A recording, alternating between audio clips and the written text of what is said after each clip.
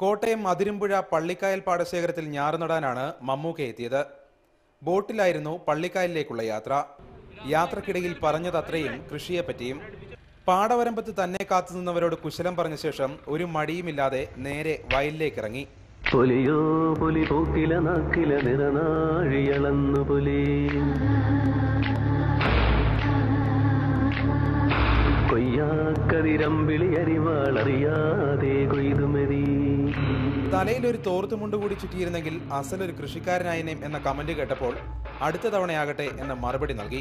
ഞാറ് നടാനെത്തിയ സ്ത്രീകൾ മമ്മൂക്ക ഞങ്ങളൊന്ന് തൊട്ടോട്ടെ എന്ന് ചോദിച്ചപ്പോൾ പിന്നെന്താ തൊട്ടോളൂ എന്നായി.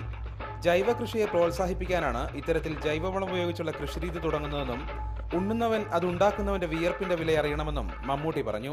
ഞാനൊരു കൃഷിക്കാരൻ്റെ മകനാണ്, ഒരു കർഷക കുടുംബത്തിൽപ്പെട്ട ആളാണ്. അതായിരിക്കാം, അല്ലെങ്കിൽ ചെറുപ്പം മുതലേ കൃഷിയോടുള്ള താല്പര്യം കൊണ്ടായിരിക്കും. ഞാൻ ഒരുപാട് കൃഷിസ്ഥലങ്ങൾ വാങ്ങിച്ച് ചിലത് നടത്തി തോറ്റു, ചിലത് നിന്ന് പോകുന്നു, ചിലത് നടന്നു പോകുന്നു. അങ്ങനെയും ഇവിടെ ഒരു പരീക്ഷണത്തിന് വന്ന ആളാണ്. കർക്കിടകം ഒന്ന് തന്നെ നോക്കി കൃഷി ഇറക്കിയതാണോ എന്ന ചോദ്യത്തിനും ഉടൻ വന്നു മറുപടി. നമ്മൾ അറിഞ്ഞുകൊണ്ട് ചെയ്തതല്ല, അത് കർക്കിടകം ഒന്നായതുകൊണ്ടാണോ? മമ്മൂട്ടിക്കൊപ്പം ഞാറ് നടാൻ കഴിഞ്ഞതിന്റെ സന്തോഷത്തിലായിരുന്നു ഞാറ് നടാനെത്തിയ സ്ത്രീകളും. എത്ര സന്തോഷമല്ലേ, ഞങ്ങൾ ഇത്രയും നല്ലൊരു വലിയൊരു വ്യക്തിയാകുമ്പോൾ നമുക്ക് കാണാനും അടുത്ത് കാണാനൊക്കെ ഒരു അവസരം ഉണ്ടാക്കി കിട്ടിയില്ലേ, അത് തന്നെ ഏറ്റവും വലിയ അനുഭവം.